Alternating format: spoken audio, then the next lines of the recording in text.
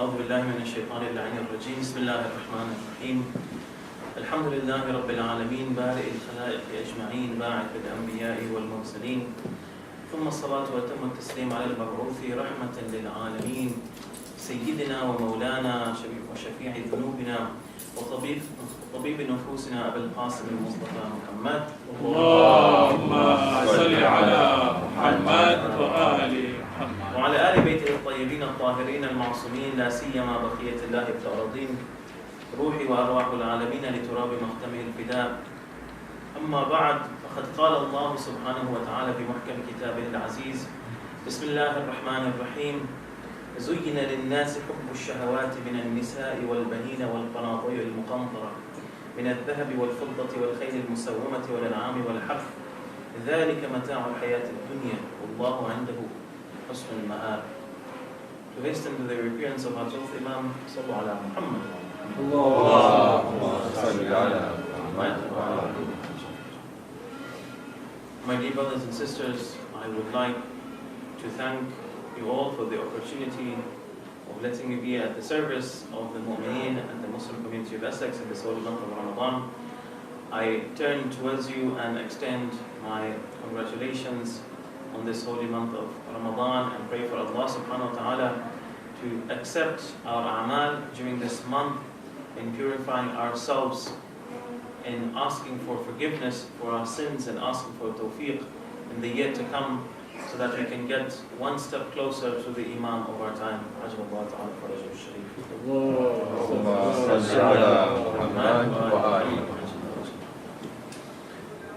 When we talk about a human being, it is very, very necessary to see how Allah subhanahu wa ta'ala has created this human being in this earth. Allah subhanahu wa ta'ala, the way He has created this human being, when He put us on this earth for the goal of being His representative and His Khalifa. When Allah subhanahu wa ta'ala says, إِنِّي جَعَلٌ فِي الْأَرْضِ خَلِيفَةً, that I'm going to place on the earth a Khalifa. But when Allah subhanahu wa ta'ala mentioned, إِنِّي جَعَلٌ فِي الْأَرْضِ, yani on the earth, I'm going to put somebody on the earth, that means that that earth itself, it has a reason for Allah subhanahu wa ta'ala, His general plan. Yani He has something planned for this earth. And when He takes that Khalifa and He puts him on that earth, there has to be some resemblance, or there has to be some way that Allah has prepared this Khalifa to be His Khalifa on this earth, to fulfill His role on this earth. In this verse of Surah Al-Imran, in the verse number 14, Allah subhanahu wa ta'ala mentions that beautified for men is the love of the following, is the love of things that they covet, is the love of the shahawat, the things that the person urges for. Women folk, children, gold, silver, branded horses, and fertile land, cattle, etc. Then Allah says this is the pleasure of the present world's life, but Allah has the excellent return with Him. What I'm doing today is, yesterday I had a speech in one of the centers outside of London in which I talked about the shahawat of the dunya. And this was just the first part of the topic that I wanted to talk about. In it, I talked about 5 different types of shahawat and urges that a human being has, that are mentioned in the Holy Quran. And based upon that, I did a comparison of where Imam al-Hasan salamullahi alayhi stood from these 5 different types of urges according to narrations, and where his arch enemy and nemesis, Muawiyah, stood with this regard. In our lecture today, I will first of all just give a quick summary of what these 5 shahawat are, and then I will continue my bahath and my discourse, considering what Allah subhanahu wa ta'ala mentions about these shahawat, going into more detail. Yani, for instance, what are the limits that Allah has set for these 5 shahawat and these 5 urges? How is it possible for a human being to control them? Yani, after knowing the limits, how is it possible for a human being to control them? Again, what are the positive effects of a human being controlling them, and how is that related to that position of khilafah and perfection for a human being?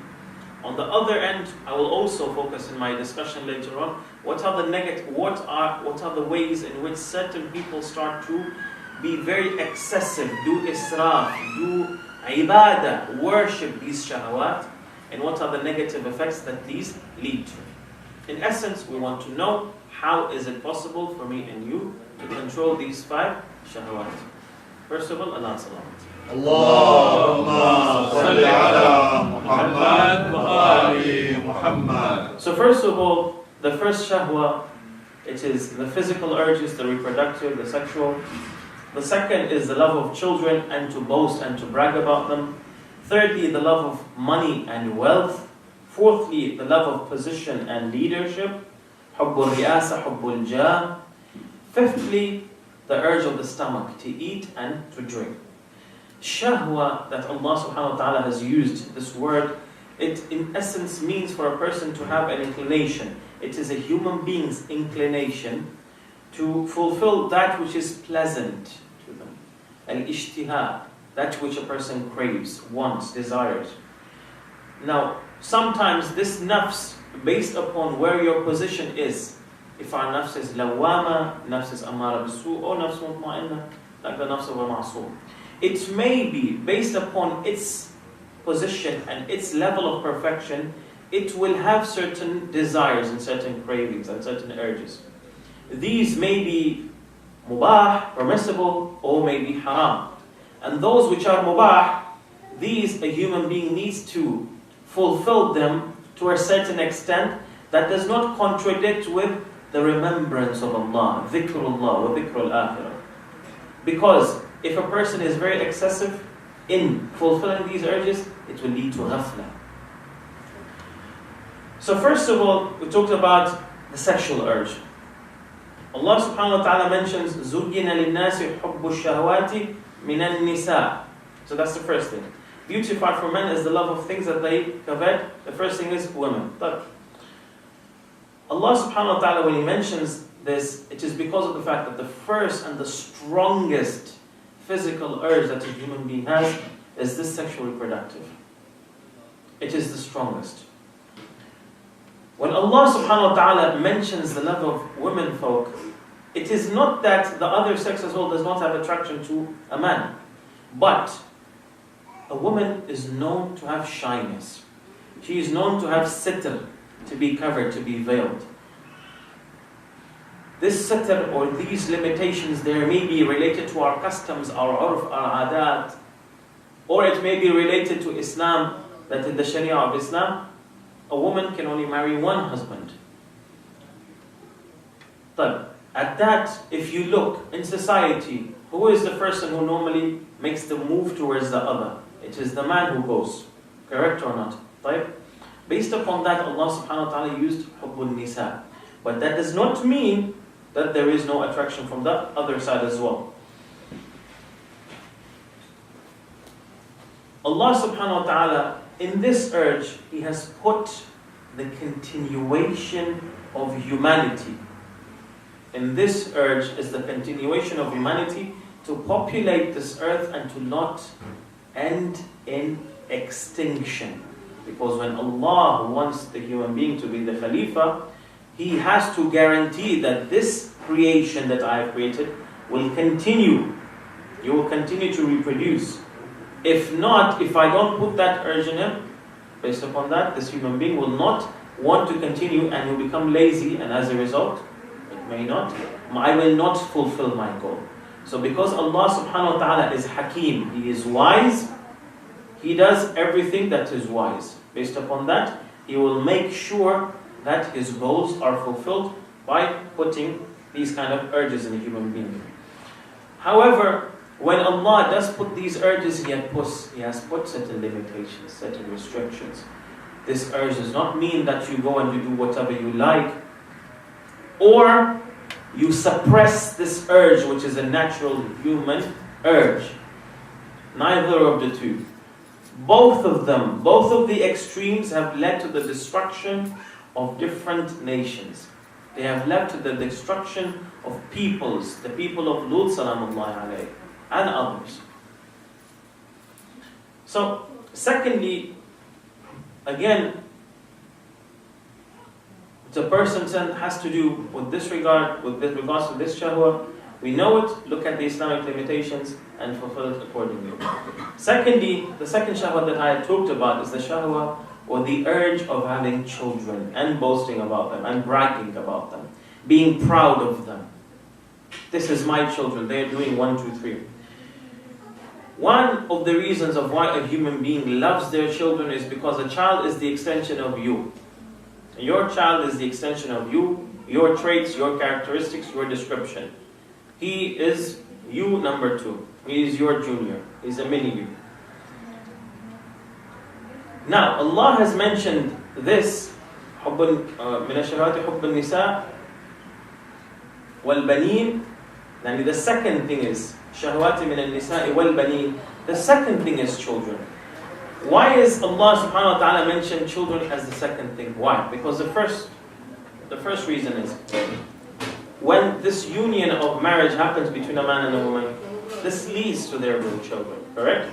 So the children is the second thing. Secondly, this shahwa and this urge to have children, it is not as strong as the first one, like I mentioned.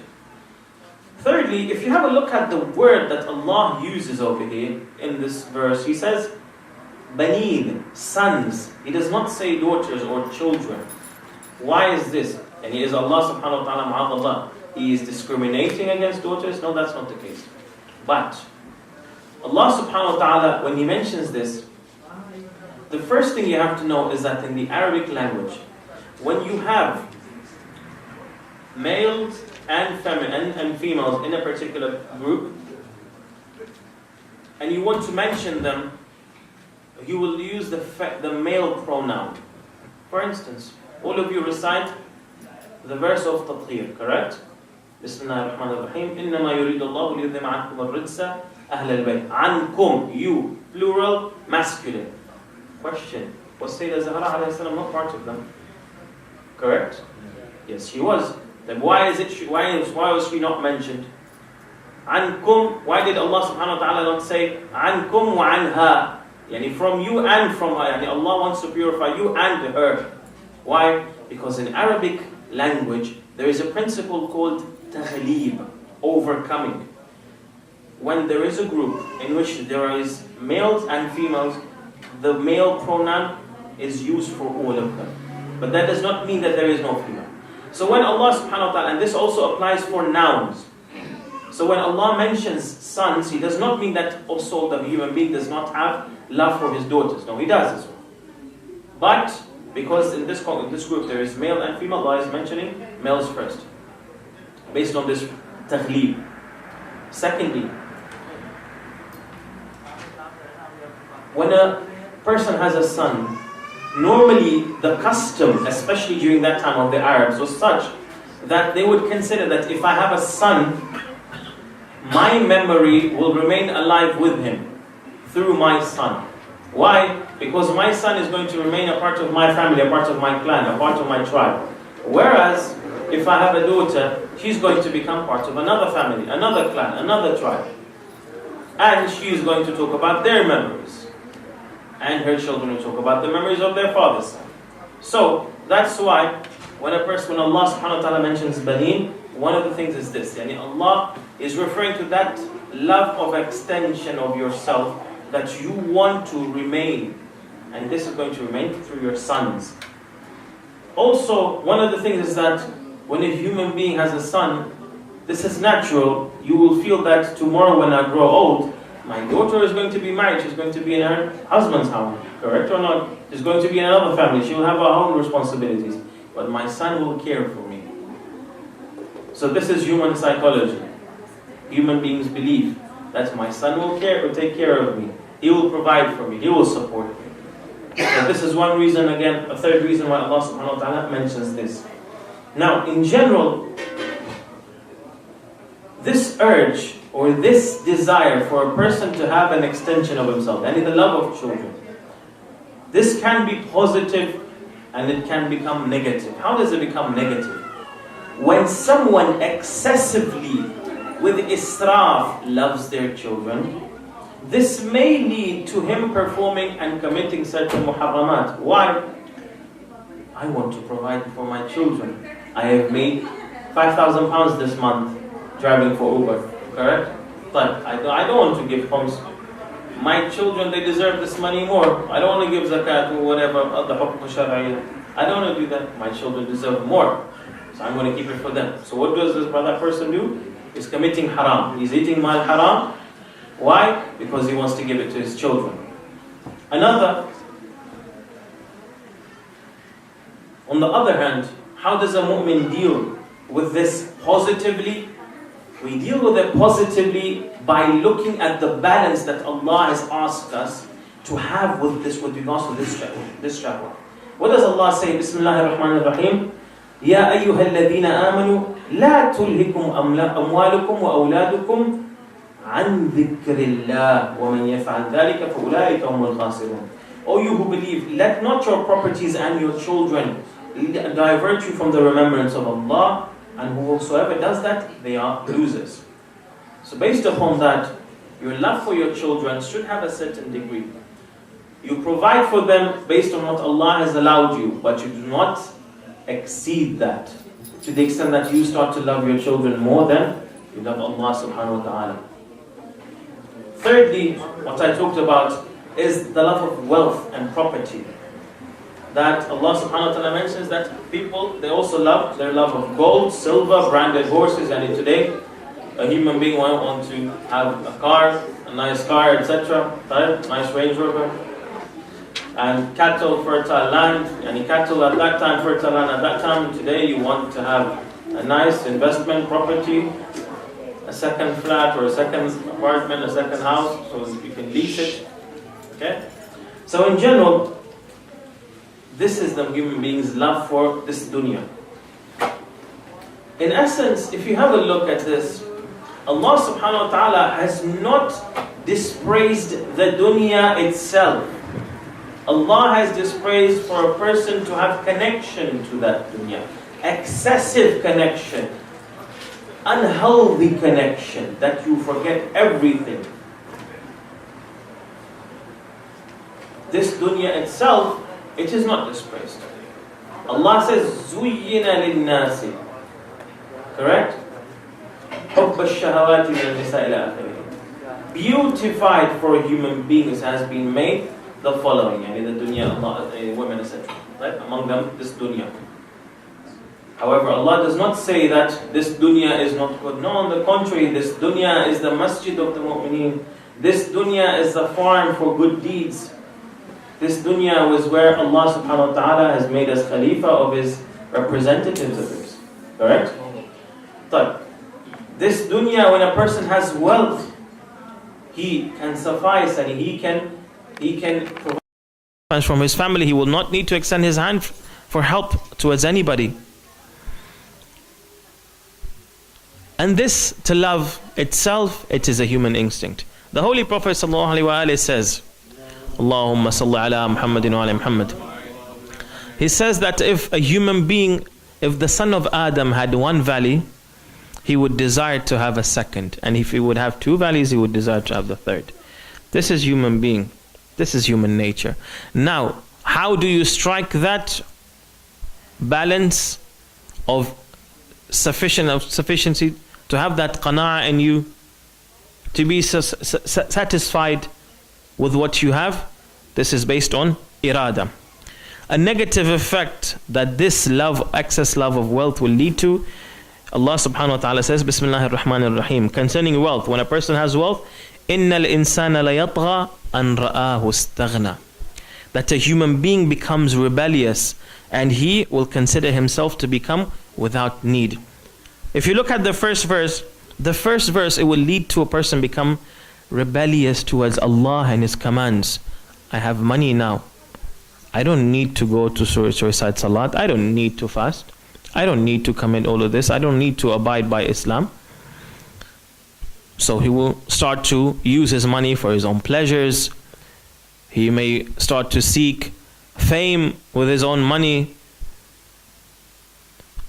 He will use it according to what he wants, even if it may be haram.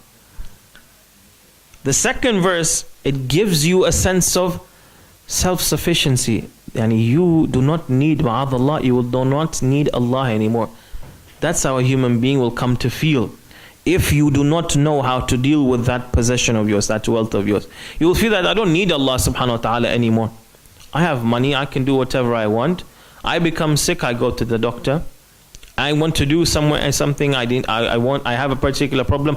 My money will help me. Not that Allah subhanahu wa ta'ala will help me. No, my money will help me.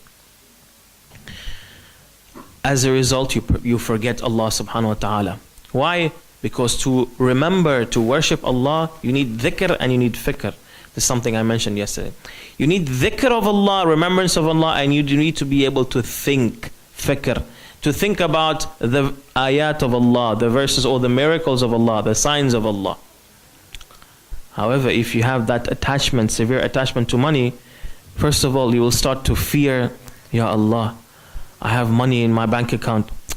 What if my bank goes bankrupt? What am I going to do? Do I have a second plan? Ya Allah, let me go and open a second bank account. Type. As a result, again, when you have to spend, Ya Allah, this month my bills are so high. Instead of paying £5, I had to pay £7, 2 extra pounds. Type. Some human beings think this way. They forget that Allah is in control of anything. They forget that. They think that no, it is me, myself, I am doing this. What did Namrud tell Nabi Ibrahim salamullah alayhi? I am the person who is going to give life, and I am going to let this man live, and I'm going to kill this person. Me, not Allah subhanahu wa ta'ala. And this is one of the causes that leads a person to fear death. In his book Jami' al-Sa'adat, the collection of felicities, Al-Allam al-Naraqi, he mentions different causes of why a human being fears death. One of the reasons is this separation from a person's wealth. Another is separation from a person's family and children and loved ones. A third one is a person not having belief about the akhirah. A fourth one is jahl, ignorance, just not knowing what is there. There is another world over there bigger than this. A fifth one, and this is worse, is a person knows and he has knowledge of everything, but he has committed so many sins that he knows that there is a pitchfork waiting for him on the other side. Alright? So, based upon that, this khawf of dunya, because of the fact that a person has so much love for this dunya, he starts to fear. Now, the Holy Quran, what does it tell us? He tells us, know, O son of people, O son of Adam, اعلموا أنما الحياة الدنيا لعب ولهو وزينة وتفاخر بينكم وتكاثر في الأموال والأولاد وما الحياة الدنيا إلا متاع الغرور. That know that this life of this world is a mere diversion, play, glamour, mutual vainglory amongst you, and rivalry for wealth and children. The life of this world is nothing but the wares of delusion. متاع الغرور. That's it. Allah subhanahu wa ta'ala also tells that person that you think that you have become self-sufficient because you have some money. He mentions the condition of that person. وَمَا يُغْنِي عَنْهُ مَالُهُ إِذَا تَرَدَّى. That his wealth would not avail him when he perishes. When he passes away, he's going to leave everything. Whether you come and you are a child of a billionaire or you're a child of a poor person, all of us are going in that grave. Everybody. Figure of speech. Except if you are very, very, very much in a hurry, you'll go through as ashes. A new fashion today. So that you don't bother people. And cremation. No problem. However, whatever is going to happen, and you're going back to the earth, and your ashes either is kept or they throw it, they scatter it in the air, whatever. But you are going. Everybody is leaving. Nobody is going to remain over here. Now, the fourth thing is that urge of fame and love of fame and the love of leadership. So a person, that love of fame is that a person wants to be known amongst people. He wants his reputation to be such that everybody knows him. Wherever he goes, everybody looks at him. Yani in essence, he's looking for a sense of being superior to everybody when he goes. People look at him, yeah, that's what he wants. Just like Qarun. Qarun, he touched that inferiority complex in Bani Israel. Qarun, during the time of Musa salamullahi alayhi, he was from Bani Israel. But he had a lot of money. He was from the company of Fir'aun, and he was the treasurer of Fir'aun. Qarun, when he would go to his people, he would go to their areas, he would take all of the soldiers with him and flash his money, his possessions, etc. And it's just like you would find today, person flashing their Rolex, if they have a Ferrari or whatever, and going to poor people and saying, let them look at me, say, he's successful, fulan and fulan. Yeah, true. I am the one who's foolish. I don't have money. He must be very, very clever because he has all of this money. So this is that love of superiority. Fir'aun had the same thing. Now, another person in the story of Nabi Musa salamullahi alayhi also had a similar urge, was a Samiri. Samiri, according to the Holy Quran, and the time is short, I won't mention all the verses, but a Samiri, what did he want? Samiri, during that time, Jibreel salamullahi alayhi, when he would descend, he would walk and people would see him. Now the earth, ground on which Jibreel alayhi salam would walk, it would become miraculous. It would have miraculous properties. So he took some of that earth, some of that dirt, and he threw it on that calf. And it started to have a voice, Khawa. Based upon that, what did he want? Samiri just wanted to take people and come. Whoa, this is my God, huh? Look, me and him are famous. We know. And he wanted people to come to him. He wanted reputation.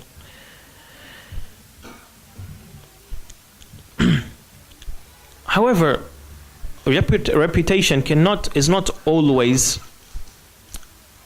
negative. A reputation or fame, if the cause and the basis of that fame is positive, yani for instance, you have the best of akhlaq, you have knowledge, you have done so many good deeds, etc. Allah subhanahu wa ta'ala raises your maqam. Allah subhanahu wa ta'ala, He raised the rank of Ahlul Bayt salamullahi alayhi and mentioned in the Holy Quran so many times. Starting from verse of Tathir, verse of Dhikr, Ulil Amr, etc. Surah Al-Insan, mentioned them as being the most apparent instance and example of Al-Abrar. Allah subhanahu wa ta'ala kept that memory of Ahlul Bayt salamullahi. Is this negative? No, this is not negative. Let us put it into context. And this example, I'll mention it from yesterday. Muawiyah, after gaining control and becoming the leader of the Muslim Ummah, after fighting with Imam al-Hassan salamullahi alayhi, he went to the camp of Al-Nukhayla on a Friday.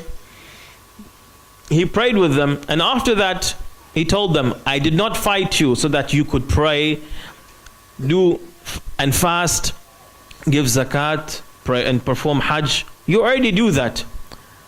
But I fought so that I could take control over you. I would become your king. لِأَتَأَمَّرَ عَلَيْكُمْ, to become your governor, your ruler. وَأَنْتُمْ لَهُ كَارِهُونَ, to do that forcefully, even though you don't want it. That's what he wanted. On the other hand, Imam al-Hassan salamullahi alayhi, when some of his not very wise ashab came him and they started to say very, very bad words to our Imam salamullahi alayhi, why did you accept? The Imam told him, because of the fact that I wanted to save the bloods of the Shias. So the Imam was not even looking for that leadership. He was not looking for that.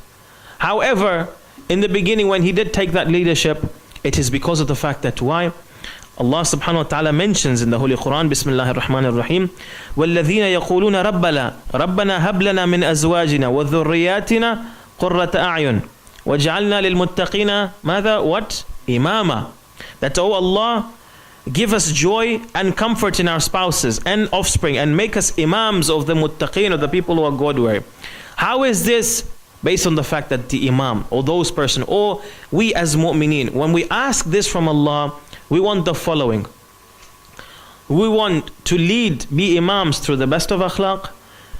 We should have knowledge, and based upon this knowledge, we call people towards the path of Islam, path of Ahlul Bayt alayhim salam. We call them to Allah. We want to teach them ahkam Allah, and we want to guide them. Whereas Muawiyah, what did he want? He was looking for fame without any knowledge, without any quality. He just was looking for himself. He was looking for me. Finally, the final desire that I mentioned yesterday in my lecture, and this is again part of the upon which I will build inshallah my following lectures, is the shahwa, or the urge of the stomach to eat. The Holy Prophet Muhammad sallallahu alaihi wasallam says, Allahumma salli ala Muhammadin wa Muhammad. The son of Adam does not fill any vessel that is worse than the stomach. Al-Fayd al-Kashani, one of the ulama of Irfan, he mentions that it was due to the urge of the stomach that Adam and Hawa salamullahi alayhima were removed from the Garden of Eden, from the Garden of Paradise, from the Jannah. Because of that, they wanted to eat from that food. Correct or not? It was not due to fame. It was not due to the love of children or anything else. They wanted to eat from that.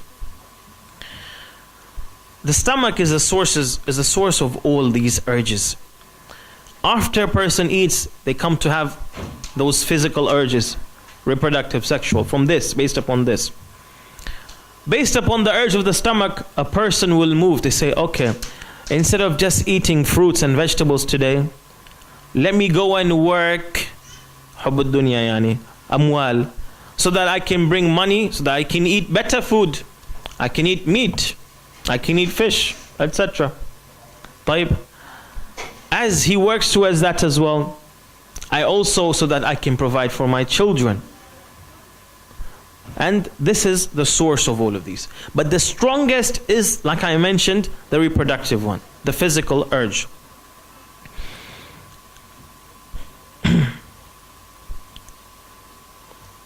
The correct way to eat, the balanced way to eat, is for a person to not eat except when they are hungry. And when you do eat, raise your hand and get up when you still feel that you still want to eat, when you crave, when you feel that you want to eat. In general, this is what I had talked about, and based upon this now, let us now go and talk about a little bit this, how much more time do we have? How much more time do we have, sorry brothers? 10 more minutes? Okay, khair inshallah. The philosophy behind having these dunyawi urges. Allah has given me a lot of urges, okay? No problem, 4 minutes. These 5 that I mentioned. Why?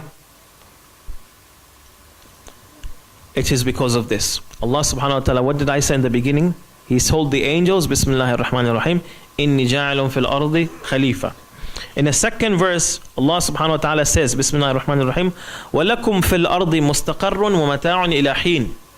That, and for you in the earth is a place of settlement and enjoyment for a time. In the first verse, that Allah subhanahu wa ta'ala says, I want to put a representative, a vicegerent on this earth. That is the human being. So Allah, in essence, what has He created for me? And in this realm, not in barzakh, not in the world of the souls, but in this alam al-mulk, alam al-dunya. He has created, He has given me a soul. Secondly, He has given me a body. Correct? He has given me free will. Based upon that, He has given me the fitrah, programming, the basic programming, format. When you format a computer, that is the basic things. Then you add other programs and you start to have viruses, etc. You go back to the format, this is the human format, the fitrah. Correct? And Allah subhanahu wa ta'ala has put urges and desires. Desires are ahwa, urges are shahawat. Allah subhanahu wa ta'ala has given the human body all of these and other capabilities as well, so that we can fulfill that goal. Let us see how Imam as-Sadiq salamullahi alayhi mentions that goal in the Allahumma salli ala Muhammadin wa ala Muhammad wa ajil faraj wa adam. What does he tell Al-Mufaddal bin Umar in that book, Kitab Fakir? That is to say, just ponder over it. That is known as Kitab al-Tawheed, Tawheed Mufaddal. The Imam alayhi salam, he says, just consider the matter of feeding, eating, resting, and sexual relations, which are ordained for him, yani the human being, and the wisdoms underlying them. Each of them is propelled by an urge. Feeding, yani to eat, you have an urge to eat, which gives rise to a desire and excitation therefore. Hunger demands food, which gives supply, which supplies life and energy to the body.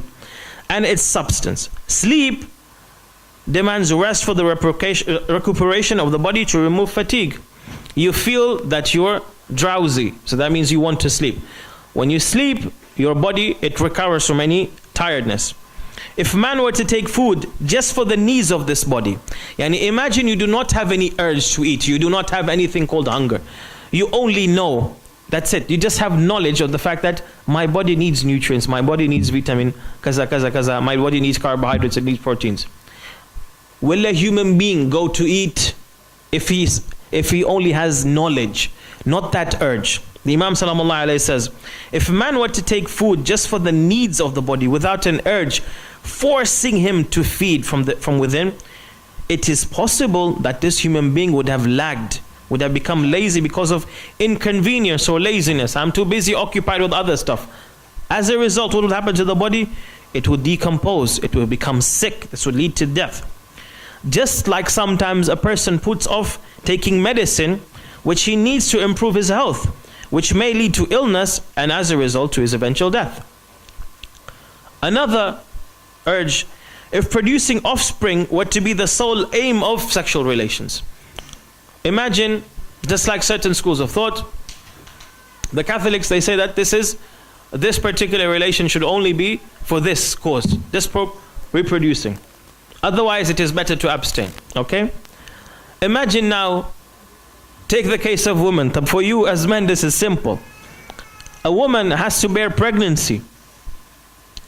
She has to bear these 9 months in the most difficult of situations. Sickness, vomiting, sometimes getting up, stomach aches, etc. And then the pain of childbirth, which is so severe.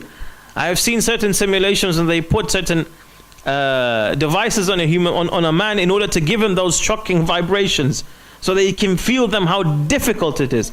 I saw a man with muscles and he was just about to explode. He couldn't bear it. But I ask you, if Allah had not put that urge and He wants you to reproduce, you are the Khalifa, you cannot be an extinct Khalifa. Baraba, correct? If you don't have that urge, how are you going to produce? So there is a wisdom behind it. If offspring were to be the sole aim of these relations, it would not have been improbable on his part to slacken, resulting in decrease in population and man's eventual extinction. For there are people who have no desire for progeny, nor any need thereof. Some people, what do they say? Some women, no, my figure is fine. Why should I spoil it? Correct or not? What does the father say? I don't want to have any children because I've got work, I've got my life, I've got my friends. For me to have to wake up at 2 o'clock, wah. Correct or not? It's better without these problems. Let me live my life. If he did not have this love of children, this extension, love of having this extension of himself, he would not look to reproduce. Behold then, that every act concerning man's health and improvement has been reinforced by a similar urge embedded in his nature, prompting him towards that act. Yani for everything that you must do and you need in order to fulfill your purpose as the Khalifa, Allah has put an urge behind it, a driving force behind it, so that you do that. Because otherwise a human being is very lazy. He won't do it. So these urges, they guarantee that these goals of a human being are fulfilled. For instance, the physical urges, and just like I mentioned, Allah subhanahu wa ta'ala has beautified this love of women folk and of the other sex and of the other gender to a human being, so that a person and the children as well, when you have this love for your family, and inshallah I will end this with this point. When you have this love for your women folk and for your family, you will strive. Why? You want to provide for them. You want to work so that you can provide what they need. You will bear hardships for that. You will treat them well. You will work for their upbringing. Yani Allah wants you to bear certain akhlaq. Correct? He wants you to bear the message of Islam. He wants you to teach Islam to your children. If you don't love your children, you won't teach them that. However many Maulanas come and give you lectures, you don't love your children, you say, no problem, whatever. But when you love your children, you say that, no, I want them to be the best example in the society. Inshallah, tomorrow I will continue with some of the other urges that a human being has and how Allah subhanahu wa ta'ala has put that wisdom in it. What is the philosophy behind these other urges as well. وآخر دعوانا أن الحمد لله رب العالمين. اللهم صل على محمد وآل محمد.